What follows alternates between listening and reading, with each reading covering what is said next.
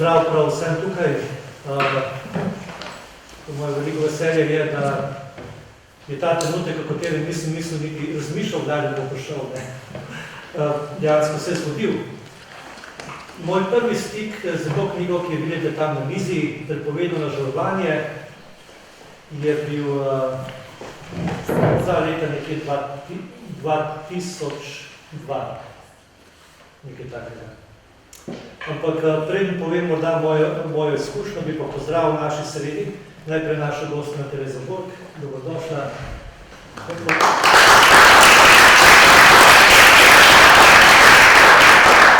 Potem pozdravljam mojega sobrata provincijala slovenskih izvolitev Ivana Bršanja.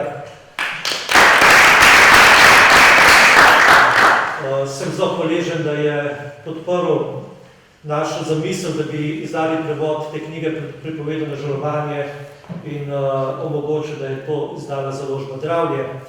Potem pozdravljam našega prevajalca, Markota Zabondora. Dobrodošli, Marko. On zdaj v Sloveniji najbolje pozna to knjigo, nekaj je 5 mesecev preživel z njo. In seveda mojo sovoditeljico Rahel Vinograd, tukaj vidite pač ta velik napis za nami, namreč Rahel Vinograd je seveda, ne vem, kaj je prej nastalo, verjetno je bil prej Rahel Vinograd, pa je potem nastala knjiga Prepovedano žalovanje, bomo vprašali Terezo, tega podatka nimam, ampak to gre skupaj, se pravi, za knjigo Prepovedano žalovanje. No, moj prvi stik s to knjigo pa je bil leta 2002. Dva naša sobrata sta bila v Italiji na duhovni konferenci in sta prinesla s seboj materijale za Rahel Vinograd in tam je bila tudi ta knjiga. In mene je pritegnila ta ideja, kako pomagati ženam, ki trpijo zaradi posledic splava. Če drugo ne, poznal sem stisko svoje sestre, ki je rodila mrtvorojenega otroka. In to me je tudi nagovorilo, da bi tudi v Slovenijo prišla ta pastorala za žene, se pravi, ki so in može, in seveda vse, ki so povezani, ki trpijo zaradi travme splava. In takrat seveda je bilo daleč misel do tega, da bi bila ta knjiga prevedena v slovenščino, kajti prvi korak je bil, da sem jaz šel na duhovne vaje Rahel Vinograd na Irskem, in potem drugi korak je, da smo te duhovne vaje pripeljali v Slovenijo. Ta knjiga seveda je vsem, ki delamo v ekipi Rahel Vinograda, en zelo dragocen vodič za naše delo. In potem sedaj tretji korak, da smo v priliki, ko je prišla ta knjiga in ko bomo začeli še duhovne vaje, ki so povezane tudi z Rahel Vinogradom, to je od bolečine k milosti. Na stolih smo tudi dobili že naše zloženke, se pravi za Rahel Vinograd in od bolečine k milosti. Se pravi, da bom, in to je bila prilika, da povabimo gospod Terezo Borg v Slovenijo, da nam pomaga prvič izvesti duhovne vaje od bolečine k milosti. V soboto imamo izobraževanje za ekipe Rahel Vinograda, prišli bodo iz sosednjih držav Italije, Avstrije, Madžarske in Slovaške, tako da nas bo 38 oseb na tem izobraževanju, tako da bomo izkoristili Terezino prisotnost. Sem pa vesel, da je Tereza lahko danes tukaj z nami ob otvoritvi, se pravi, te knjige. Tako da, Tereza, še enkrat hvala. Hvala najprej, da si začela z Rahel Vinogradom. Mi nekako vsi doživljamo, ki smo del ekipe, kako velik dar je to.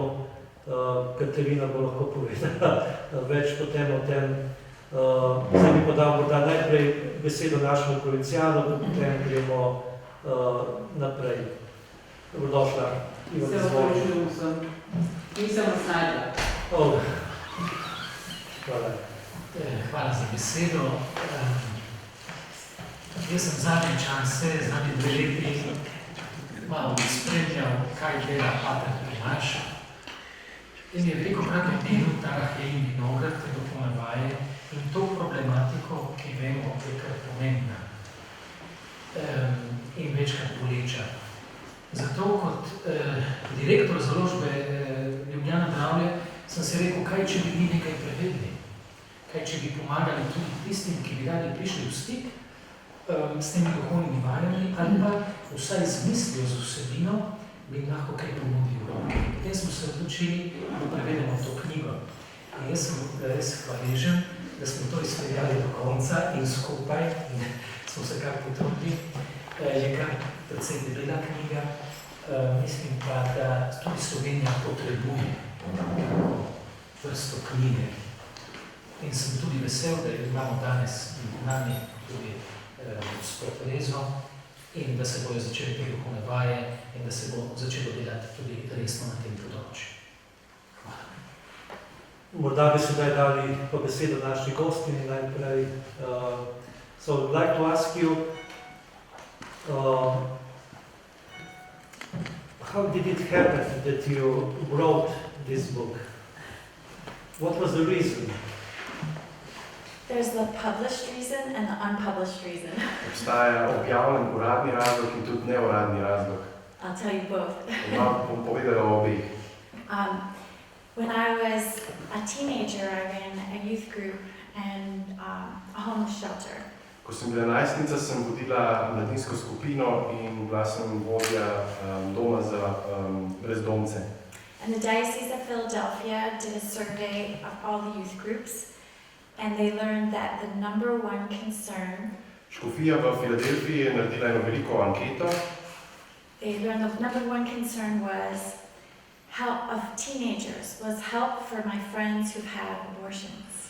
In sicer anketo med mladinskimi skupinami in številka ena vprašanja, pa skrb teh skupin, številka ena je bilo, koliko njihovih prijateljev, kolegov ima izkušnjo s splava. I couldn't believe that teenagers were saying that was their number one cause, problem that they wanted help with.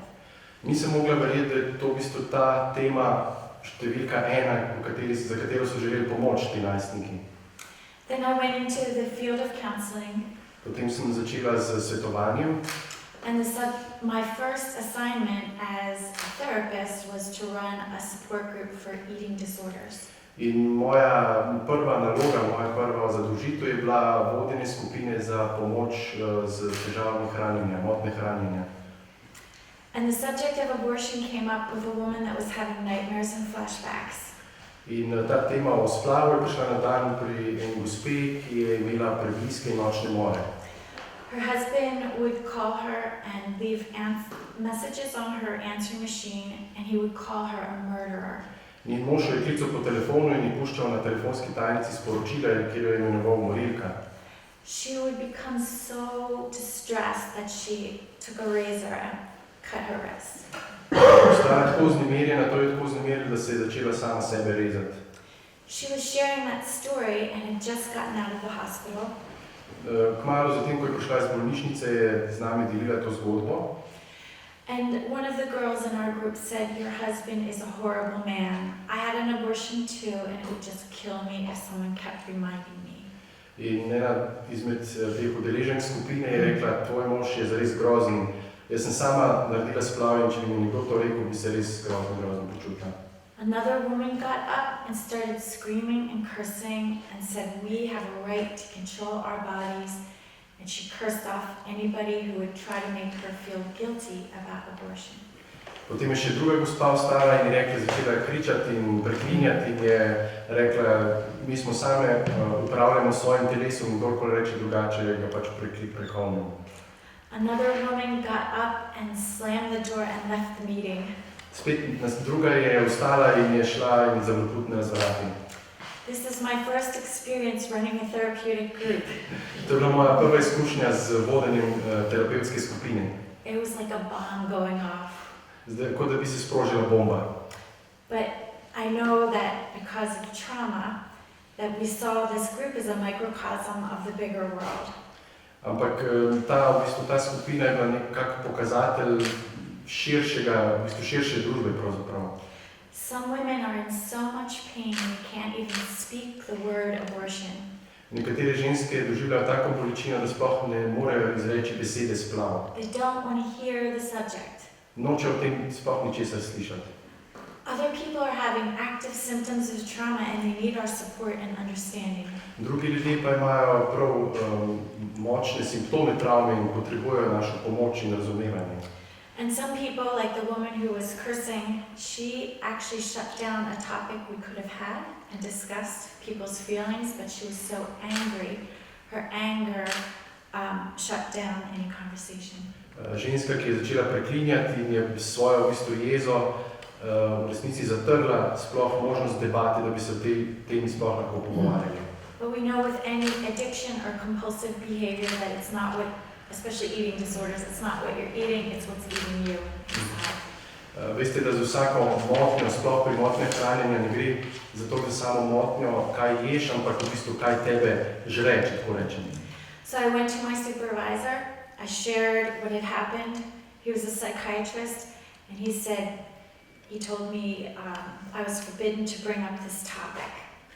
Šla sem k mojemu nadrejenemu, ki je bil psihiater, in sem mu povedala, kaj se je zgodilo, in on mi je prepovedal, da o tej temi govorimo na skupini.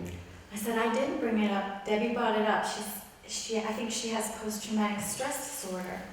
Pa sem rekla, jaz nisem te teme začela, ampak je v bistvu ena udeleženka začela in je v skupini in ona ima težave z motnjami hranjenja.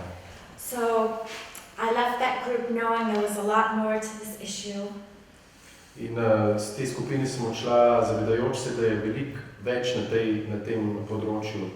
And that it creates a lot of conflict that can lead to the fight, flight, fear, freeze modes of trauma. In da je tukaj v bistvu veliko tema, ki je težka in povzroči pač te odzive, ki so pač povezani s travmo, ne pobeg, zmrzniti. I had one more experience where I wasn't allowed to talk about it. Imela sem še eno izkušnjo, kjer je bilo prepovedano o tem govoriti. I wanted to do my doctoral dissertation on, I left that group and started the first therapeutic support group for healing after abortion. Zaključila sem s to skupino in sem ustanovila prvo skupino za pomoč po splavu. That was in 1985. To je bilo leta 1985. And many women came, it was a free group. Bila je odprta skupina, mnogo ženske so prišle. I saw very quickly that talking about people's abortion didn't necessarily heal it. In hitro sem ugotovila, da samo to, da govorimo o splavu, ni prineslo ozdravljenja tem ženskam. Part of the trauma means when people remember their physiology, their body, their heart beats, they feel sick to their stomach. It's so painful that it's difficult to talk about. Ko se govori o tej temi, je tako boleča, da se velikokrat pojavijo telesni simptomi, telesni spomini, bitje srca pretirano, bolečina v trebuhu. So I decided to integrate a process for spiritual healing with a lot of rituals for grieving that didn't require speaking. Zato sem v ta proces ozdravljenja oziroma žalovanja vključila tudi duhovni vidik oziroma veliko nekih procesov, nalog mogoče, kjer govoriti o tem ni bilo potrebno. This became Rachel's Vineyard. In to je potem postal Rahel Vinograd, duhovni vaj Rahel Vinograd.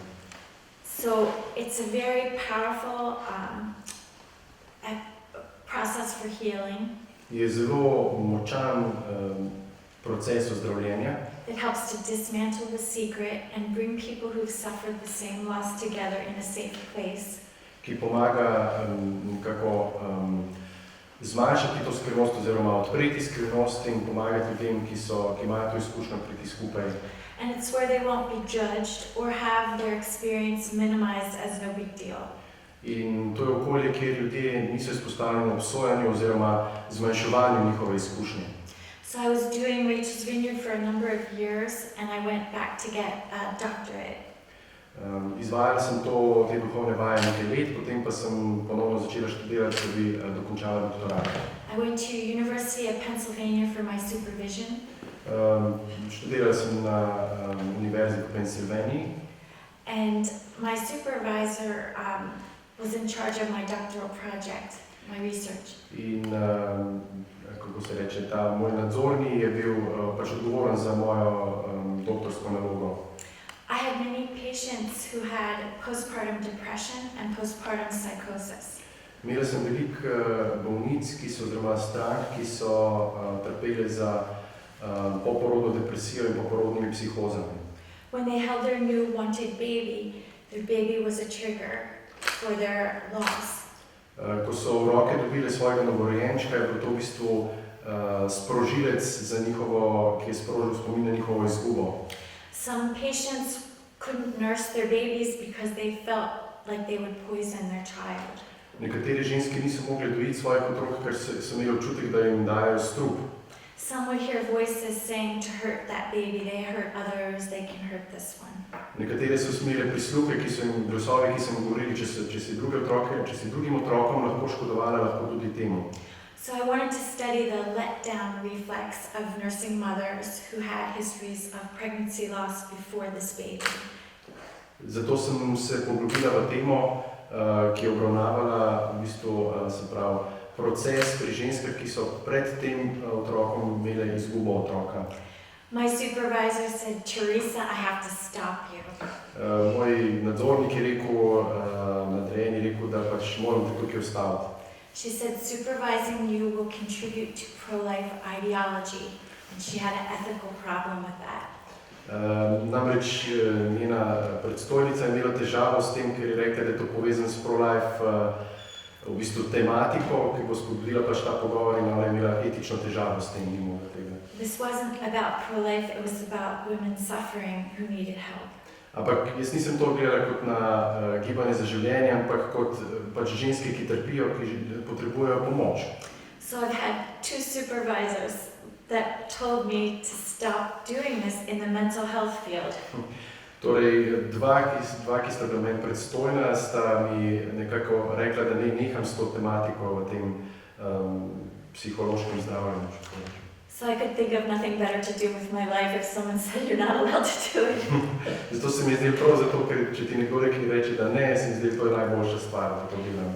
I vowed to write Forbidden Grief, this book, right after I wasn't allowed to do that project, and I did this instead. Zato sem takrat, ko mi je bilo pač to ni bilo dovoljeno, da ta projekt speljem, sem takrat začela pisati to knjigo Prepovedano žalovanje. So this is where I wrote the book. To je zato, zakaj sem napisala It's a knjigo. long answer, probably too long. No, it was great, thank you. Hvala, Teresa. How was your experience, Marko? Kako je bila tvoja izkušnja, Marko? Translating this book. Jaz sem pač nekako tudi prek delovanja zavoda, pa prek, ko sem bil, ko je Katarina bila vključena v Arhiv in Vinograd, sem nekako s to tematiko se začel srečevati. Vse nekako imaš občutek, da nekaj poznaš, da nekaj veš, ampak je res v bistvu ta knjiga, lahko rečem, da me je pretresla, no? Da me je čisto odprla nek nov pogled, novo obzorje. Pač knjiga je zelo poljubno napisana, no? Čeprav je tematika, bom rekel, zahtevna, ampak je zelo, se lepo bere, predvsem zato, ker je veliko osebnih zgodb noter. In ugotoviš dejansko, da je pač področje splava res področje ene bolečine in stiske, veliko nekih težkih zgodb, težkih ran. In ko sem začel razmišljati, ne vem, vse to je med nami, a ne, tukaj je res treba nekaj narediti, a ne, zato se mi ta knjiga zdela res zelo, zelo dragocena in sem bil res vesel, da sem imel to možnost se s tem srečati in se tega lotiti.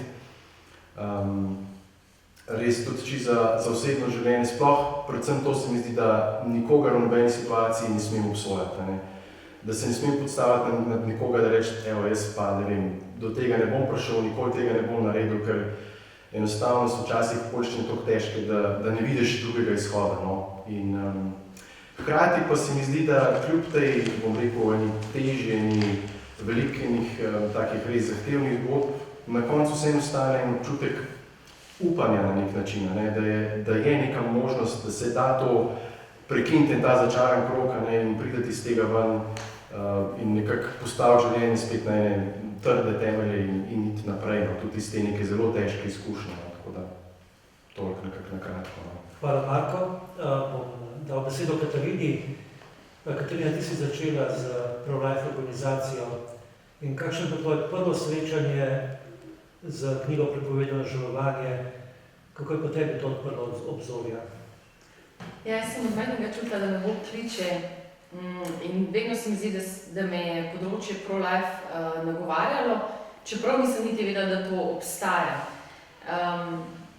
Ampak ta svetost in nedotakljivost življenja mi je bila nekako blizu in ko sem leta 2011 odprla Zavod Živim, ena izmed prvih stvari, ki sem jo naredila, sem odprla Facebook stran. In preko te Facebook strani so me našle osebe, ki imajo izkušnjo s splavom. Se mi zdi, da je to zelo zaznamovalo celotno moje delovanje, ker pro-life področje je eno tako, ki se ga lahko lotiš iz zelo različnih strani, pa na zelo različen način. Lahko protestiraš, lahko celo groziš, poznamo tudi takšne primere, lahko ustrahuješ. Jaz pa sem preko teh zgodb takoj začutila, da moj način, moje poslanstvo je preko usmiljenja in sočutja, preko ljubezni do bližnjega, predvsem preko vprašanja, kaj bi Jezus storil na mojem mestu. In tako smo potem, Zavod Živim se je razvijal s časom in en dan me je poklical pater Tomaž za Rahelin vinograd. Začel se je tako, da je Bernadette, ki je na Irskem, ki vodi na Irskem, prišla v Slovenijo, takrat smo se z njo srečali in tako se je začela razvijati ta ideja, da bi tudi mi v Sloveniji to postavili. Jaz najprej se mi zdela, da sem prezasedena Zavodom Živim, tako smo nekako oba z Markom čutila. Zato sem rabila precej dolgo, da sem se odločila, da se priključim ekipi, kar kakšno leto pa pol. Potem je pa na koncu pater rekel, no, bi šla kar na Irsko pogledati.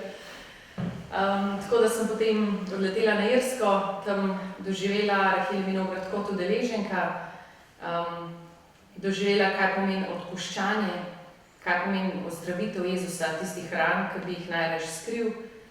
In zame je bila to ena zelo močna izkušnja, ki se je nekako povezala že z najino izkušnjo izgube prvega sina.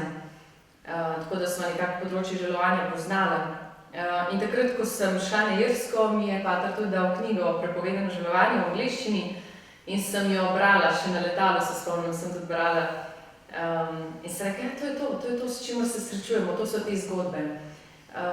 In sem rekla, kaj bi bilo dobro, da bi to imeli v slovenščini, da bi lahko vsak prebral in to spoznal, ampak ja, tudi jaz nisem sanjala, da bomo to knjigo zares imeli v slovenščini, ampak zgodbe noter so tako pomembne in tako se dotikajo.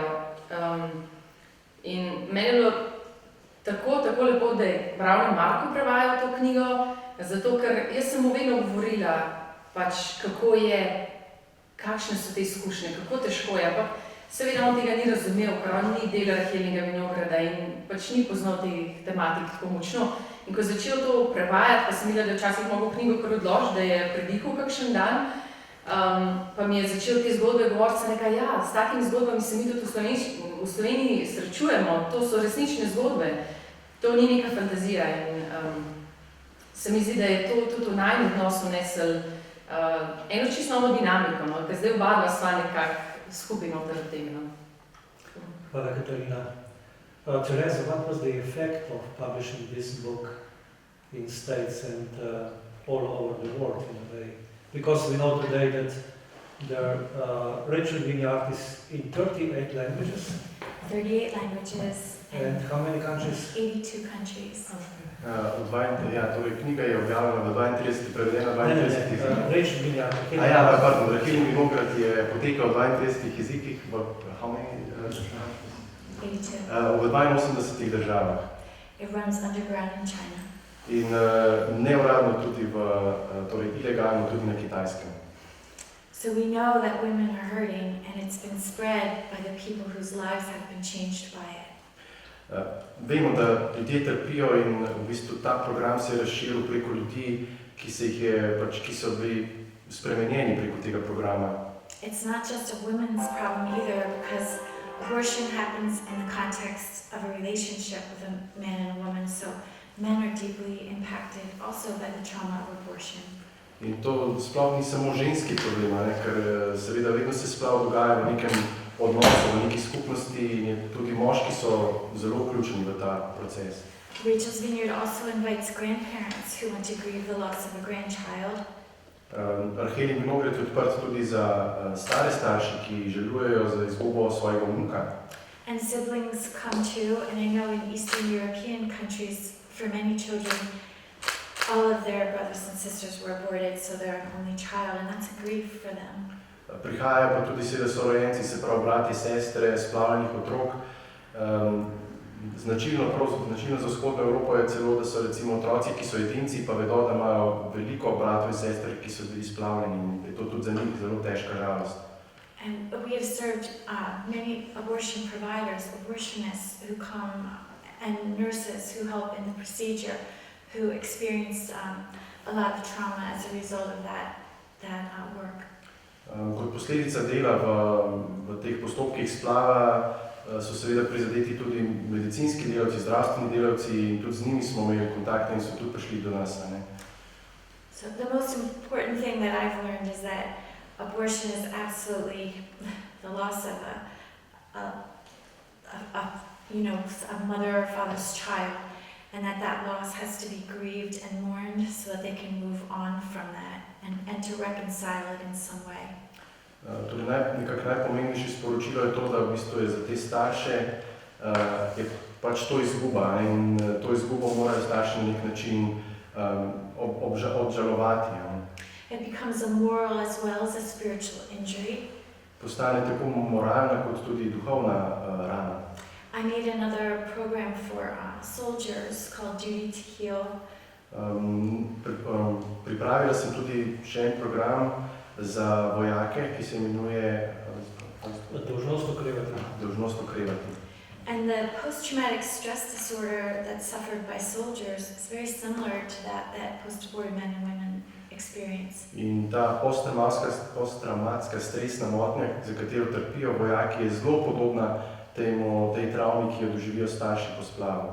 In fact, in the United States, it's the post-aborted women who are ministering to the soldiers now with Duty to Heal. V bistvu so v Ameriki dejansko ženske, ki so naredile splav, služijo pravzaprav tem vojakom, ki so v tem programu za okrevanje po posttraumatski stresni motnji. But to be able to reconcile with one's child, with God and yourself, because a lot of people know God forgives, but they can't forgive themselves. In eden od namenov je tudi ta sprava, ne z Bogom, sprava z sabo in z otrokom, ker mnogi ljudje verjamejo, da Bog lahko odpusti, ampak ne morejo pa sami sebi odpustiti in se sami s sabo spraviti. And I think without grieving, we lose a piece of our humanity, our ability to empathize with others, to tend to suffering, because you have to shut down a lot of your heart to engage in abortion. Da se sploh lahko odločiš za splav in da ta postopek spelješ, za sabo potegne to, da se en del sposobnosti čutenja zapre, in to je v bistvu, zato te ta proces žalosti, žalovanja zapre pravzaprav za občutke do drugih. So the consequences to our society when we see violence and killing as a remedy to social ills has profound implications for our cultures, all of us. Torej, da v družbi vidimo nasilje kot rešitev za težave, v bistvu ima velik vpliv tudi na celotno ravnanje družbe. And that's why this topic is so important. I'm really grateful that you came today. Zato je ta tema zares tako pomembna in sem res vesela, da ste danes prišli sem. Bi kar odprl prostor za kakšno vprašanje, da ste mi novinarjev najprej ali drugih, ki ste tukaj prisotni.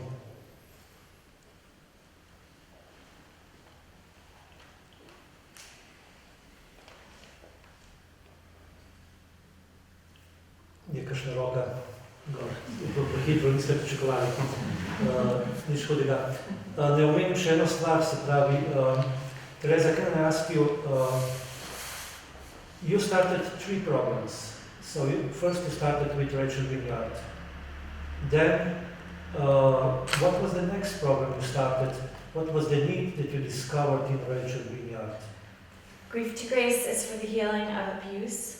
And it's sexual abuse, emotional abuse, physical abuse, and also neglect. Torej, pater Tomaž je vprašal, kako je, ker je gospa Teresa Brk ustanovila tudi druge programe, poleg Healinga Vinograda, kako je prišlo do tega. Drugi program, ki ga je gospa Brk ustanovila, je Od bolečine k milosti, ki je namenjen osebam z izkušnjo zlorabe. To je lahko spolna zloraba, lahko je psihična zloraba, fizična ali pa tudi recimo zanemarjanje, tudi tukaj noter sodi. What I saw in Rachel's Vineyard was that at least 60% of everyone who came on our retreat had histories of sexual abuse. Kar sem ugotovila skozi duhovne vaje Rahelinga in Vinograda je bilo to, da je vsaj nekje 60% udeležencev doživelo spolno zlorabo. And when we look at how abuse impacts the development of a person and they feel they have no value. In vemo, kako spolna zloraba vpliva na razvoj osebe in na to, da imajo občutek, da nimajo nobene vrednosti. It seems natural that they would think a part of themselves, which is what our children are, also have no value. They're disposable. In posledica tega je, da ker svoje otroke doživljajo tudi kot del sebe, da pravzaprav potem tudi ti otroci nimajo nobene vrednosti. Especially with relationships, partner after partner, women can feel that they're disposable. They give all themselves in a sexual relationship and then they experience abandonment.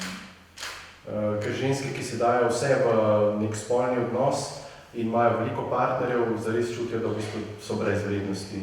So I wanted to create a program that would address the woundings of abuse. Zato sem želela narediti program, ki bi naslovil te rane zlorabe. Using similar techniques that we use in Rachel's Vineyard. Z uporabo podobnih orodij in tehnik, kot jih uporabljamo na Rahelinem vinogradu. Many rituals for grieving the damage and then reclaiming your true identity as a beloved child of God whose life is worth a lot. Veliko v bistvu teh ritualov, ki omogočajo ponovno nekako privzetje te prave vrednosti, ki jo imamo kot Božji otroci. This program has also spread throughout the world. Tudi ta program se je razširil po celem svetu. It's going to be here in Slovenia. We're running the first retreat in Slovenia in just next week. Ja, v naslednjem tednu bo prvič potekal tudi tukaj v Sloveniji. And I hope there's many more after that because abuse is a huge problem. In upam, da jih bo veliko še potem kasneje, ker je zloraba res velika težava. And it's also appropriate for anyone who's experienced spiritual abuse or sexual abuse by the clergy in the church. Program je primeren tudi za osebe, ki so doživele psihološko ali spolno nasilje strani duhovnikov. Pope Francis even wrote to me and asked for information from it. Celo papež Frančišek mi je pisal in me je prosil za informacije o tem programu. I think a bishop from Argentina went and spoke to him about it after he had just gone on it, and he was already doing Rachel's Vineyard, so the two are, you know. Eden od škofov iz Argentine, argentinski škof, je imel izkušnjo, se pravi, bil vključen v ta program in je povezan s papežem Frančiškom in o tem povedal. But our culture is in so much pain and hurt and trauma. Naša kultura je tako polna bolečine in ranjenosti in travme. If we heal the trauma, we can heal the world. In če ozdravimo to travmo, lahko ozdravimo svet. And the soldier retreat you heard about. The last retreat we're working on is for healing of genocide and civil war, the trauma of Prej sem že omenila ta program za vojake, veterane, in še en program je, ki pa je namenjen ozdravljenju po genocidu. We're starting that in Rwanda. S tem začenjamo v Rwandi, v Afriki. Ja, mislim, da to bi bil morda program tudi za Slovenijo, čeprav je od genocida minilo že 70 let. I can say this, that I'm very happy. I work in terrible trenches of trauma. Lahko rečem, da sem srečna na nek način, delam sicer v teh bojnih jarkih travme. But I'm happy because I see God heal people every day, or I wouldn't do it. Ampak sem zares vesela in srečna, ker vidim, da Bog ozdravlja, če ne tega ne bi mogla delati. Psychologists who work in my field burn out very quickly. Psihologi, ki delajo na tem istem področju, zelo hitro prebolijo. We have 500,000 volunteers throughout the world who work in Rachel's Vineyard. Za Rahelim Vinograd dela 500,000 prostovoljcev po svetu. There's so many people involved, and I will repeat again that it's the people whose lives it changed who promote this, not the experts. In naj še enkrat poudarim, to niso strokovnjaki, ki to delajo, ampak ljudje, ki jim je ta program pomagal, da so spremenili svoje življenje. I did a world literature review of all the data about abortion's harm. A world literature review. Naredila sem pregled svetovne literature, ki se ukvarja z podatki o splavu. And there's a lot of data in the world that's clearly showing that abortion and abuse is so damaging. In obstaja zares veliko podatkov, ki zelo jasno kažejo, da zloraba in splav povzročata veliko škodo. But in America, abortion is considered health care. Ampak v Ameriki gledamo na splav kot na zdravstveno oskrbo. It's very mainstream, I guess here too maybe. To je pač sprejeto v družbi, enako kot pri nas. Ne? So some of the best researchers in the world have trouble getting their data published. Zato celo največji strokovnjaki, svetovni strokovnjaki imajo težave pri objavljanju svojih podatkov. Because anything that would make somebody question or think twice about abortion, other people think that's going backwards in time and it's not advancing women's rights. Ker kakršnikoli podatki v zvezi s tem, da je lahko splav na kakršenkoli način škodljiv, se takoj razume kot vračanje v preteklost in zmanjševanje nekih pravic. And I think that we really are advancing as women Mislim, da res napredujemo kot ženske, when the world accommodates us as givers of life. ko nas svet sprejema kot dajalke življenja. That your job would be supportive, your employer would be supportive, that there would be housing and daycare and things to help. To bi se lahko pokazalo vsej tej podpori, ne, v službi, razumevanje delodajalca, oskrbi za otroke. My experience has been that most women who choose abortion feel they have no choice. Moja izkušnja je ta, da večina žensk, ki se odloči za splav, ne vidi druge možnosti. And rarely does a woman experience it as a form of empowerment. In zelo redko to kakšna ženska doživi kot obliko opolnomočenja.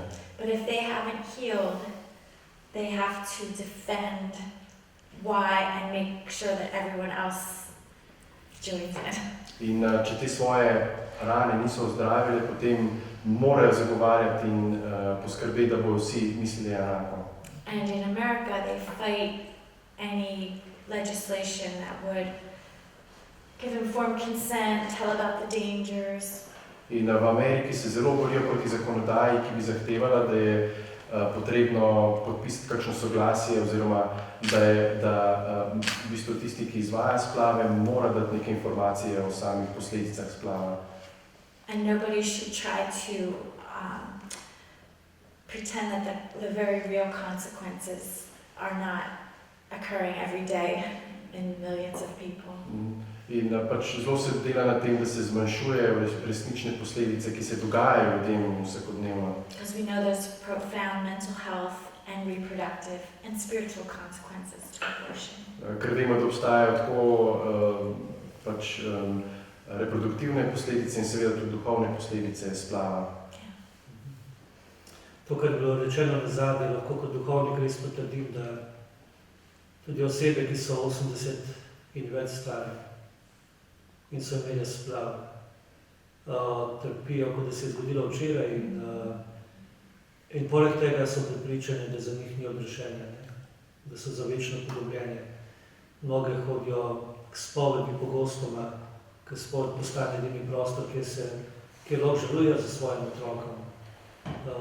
Tako da to je res, tudi mi dobimo starejše osebe na Rahel in Vinograd in ni večje radosti kot to, da vidiš, da odvidejo domov druge osebe in da se njihovo življenje za teh vikend duhovnih vaj popolnoma spremeni. To je res neverjetno, kakšne čudeže Bog dela. Drugače pa ta trenutek sem zelo vesel. Včeraj sva s Terezo prišla v Slovenijo, sva se zasrečala tudi z Natašo, ki je voditeljica in terapeutka na programu Grief to Grace. Dobrodošla, Nataša, vesel, da si z nami. Tako da, in kot sem rekel, v soboto bomo imeli izobraževanje za Rahel in Vinograd.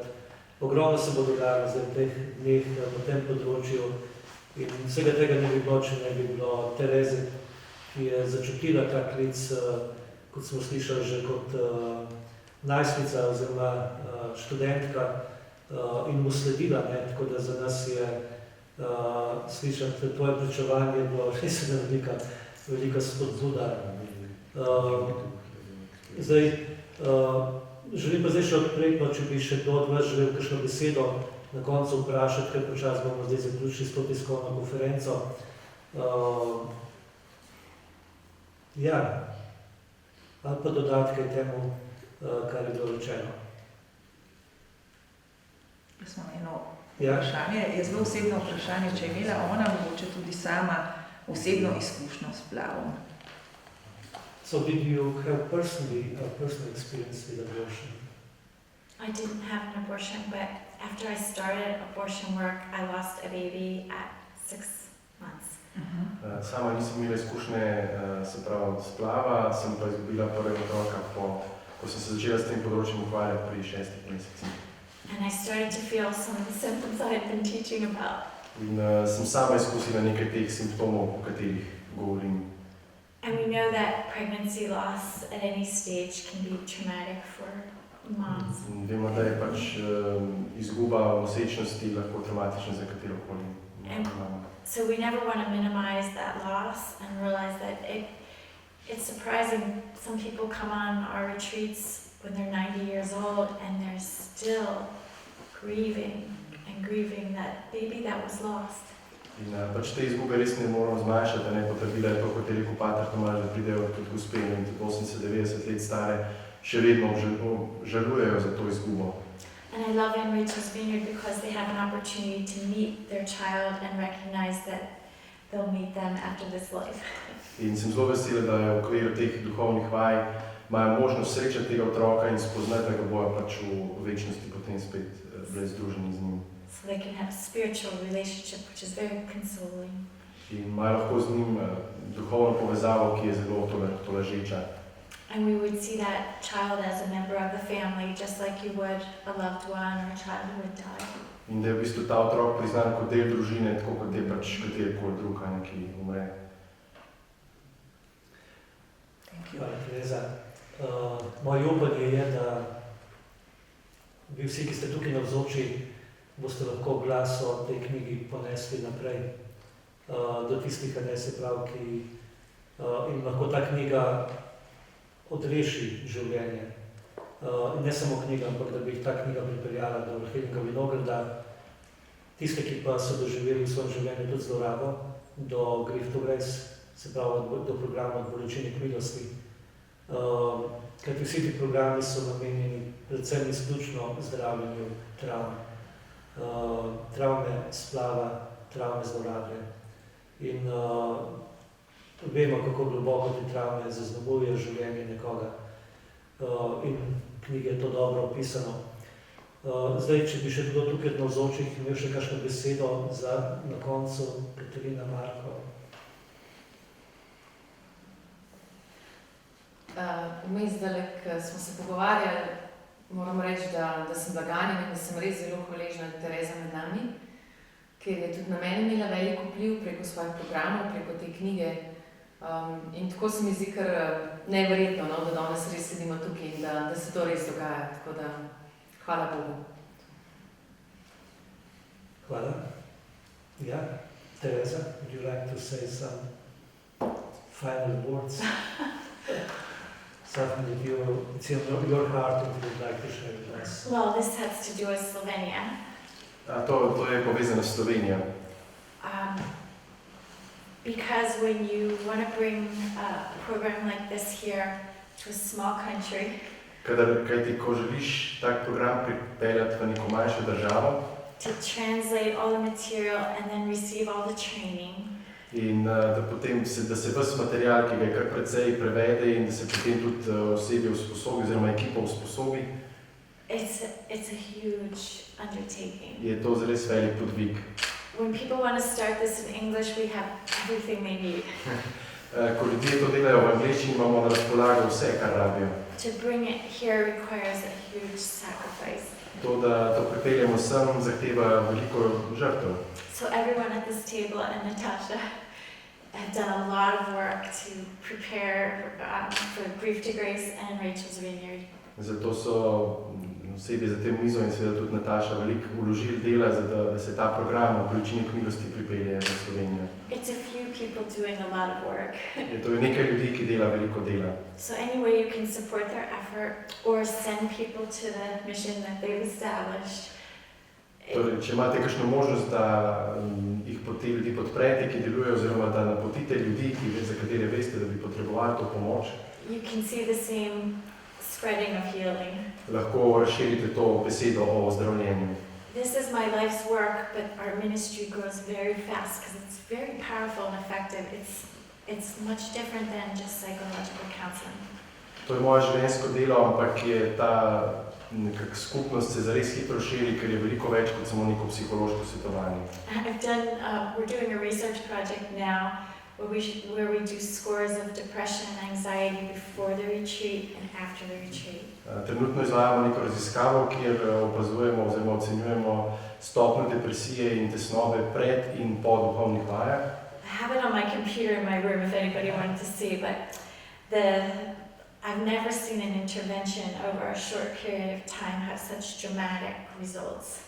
Sicer tukaj rezultatov zdaj nimam pri sebi, ampak nikoli še, ko sem gledala te podatke, še nikoli nisem videla, da bi en tak poseg v tako kratkem času naredil tako veliko razliko. So before the retreat, the graph of depression, if this is a square, is way up here, and afterwards it's little. Torej, to je primerjava stopnje depresije pred in po duhovnih vajah. Je res dramatična razlika.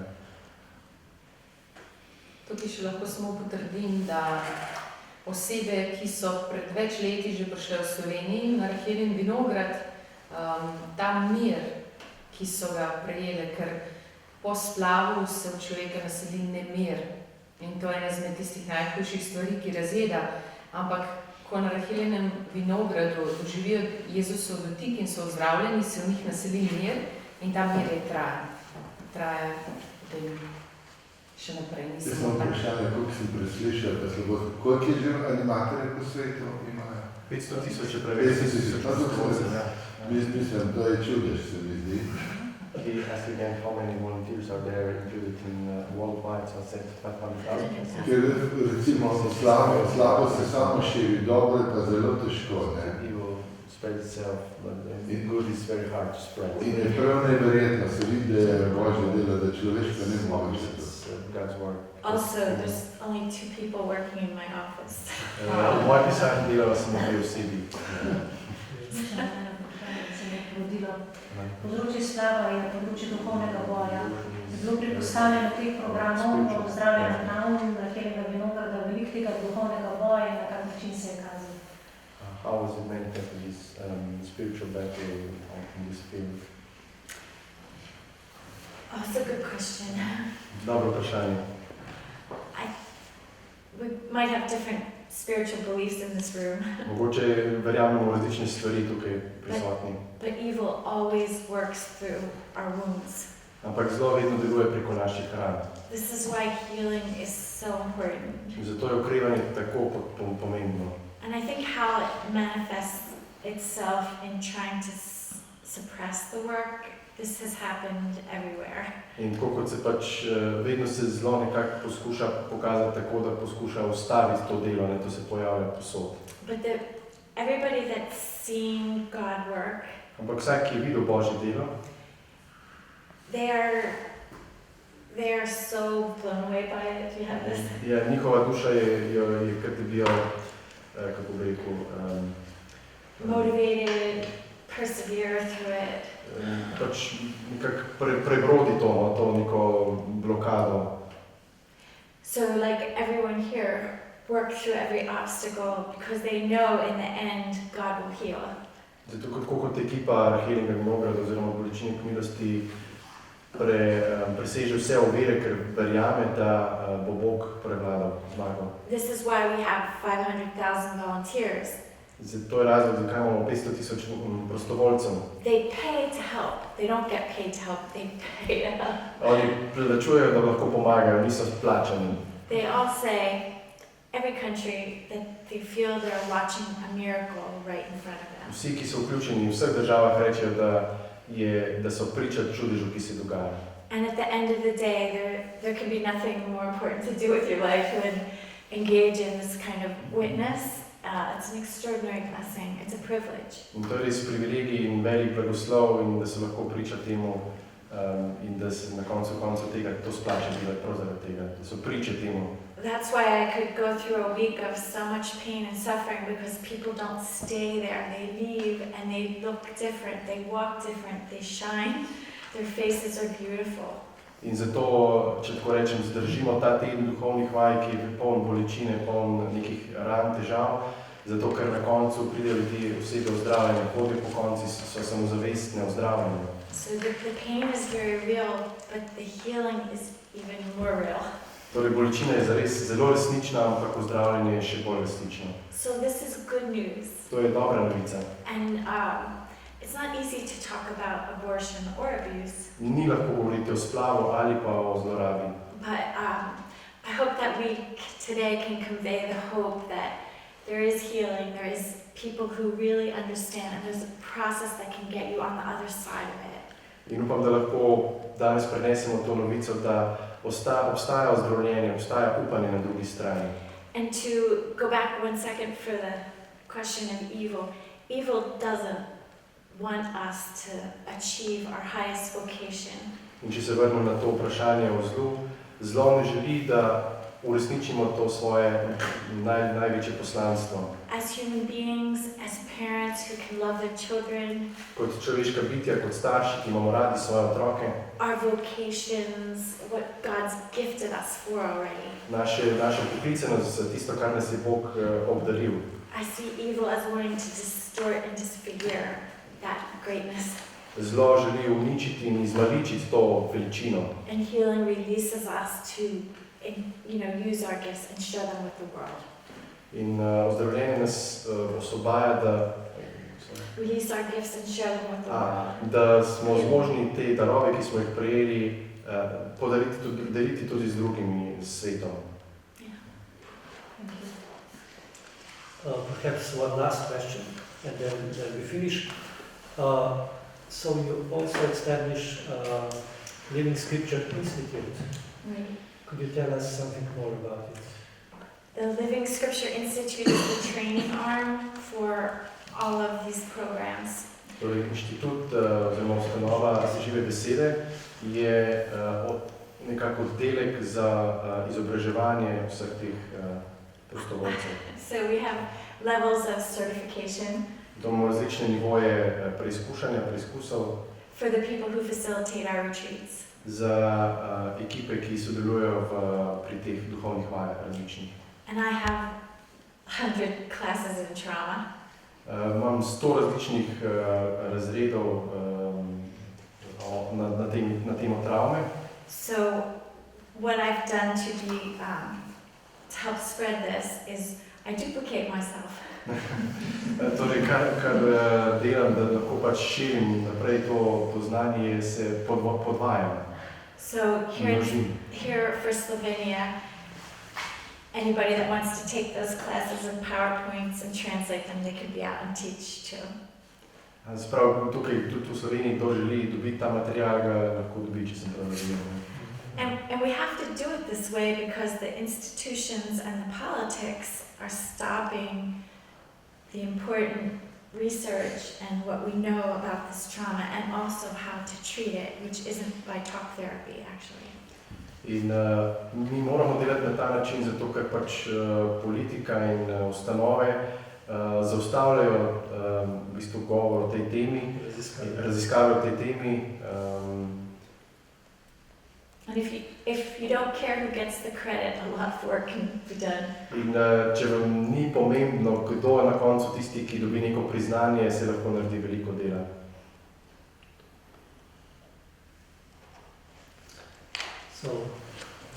Rad bi se vsem zahvalil za to, da ste se udeležili današnje tiskovne konference. Rad bi se zahvalil predvsem Terezi za njeno delo. Rad bi se zahvalil Markotu za to poteževalno prevajanje. In seveda mojim sodelavkama, se pravi Katarini pri Rahelu Vinogredu in Nataši pri Od bolečine k milosti. Res je, kot je rekla Tereza prej, ja, veliko vir je treba preskočiti, veliko zastonskega truda in je treba vložiti, da en tak program se zgodi. Z Natašo so recimo pri Od bolečine k milosti že 5 let nekako na tej poti. Za Rahel Vinograd je bilo potrebno tudi precej let, recimo, da se je zgodil, preden Jan Počo tisti čas, se pravi, ko je bil čas, da ta program pride v Slovenijo. Hvaležen sem mojemu sobratu Ivanu Brešanju, da bi dovolili delati te stvari, ker lahko mi jih ne bi, lahko bi eno tistih sil, ki jo umirajo. Hvala Ivan. Ker mislim, da smo v tej uri vsi začutili, kako pomembno je to delo in kako pomembno je, da spustimo Jezusa v tiste naše najgloblje rane, da jih zaceli. In ta program je gotovo najboljša možnost. Zjutraj smo se s patrom Roblikom, mojim sobratom, pogovarjali, smo sedeli za mizo pri zajtrku. Pater je pregledal en naš manual in je bil presenečen, ker je rekel, je že mislil, da je bila kdaj del naše ignacijanske duhovnosti, ali pa duhovnih vaj, ker imamo to kontemplativni način molitve, kjer s pomočjo domišljije vstopimo v evangelski domek. In Tereza je rekla, jaz sem samo naredila še korak naprej, da se pravi dejansko. Nekako to še utelesimo na teh duhovnih vajah. To je namreč posebnost te metode žive besede, ki je na teh duhovnih vajah. In to je tista razlika, o kateri prej govorila, to je več kot pogovorna terapija. To, kar mi skušamo v duhovnih vajah narediti, je, da bi se lahko v živo srečali s Kristusom v naših ranah.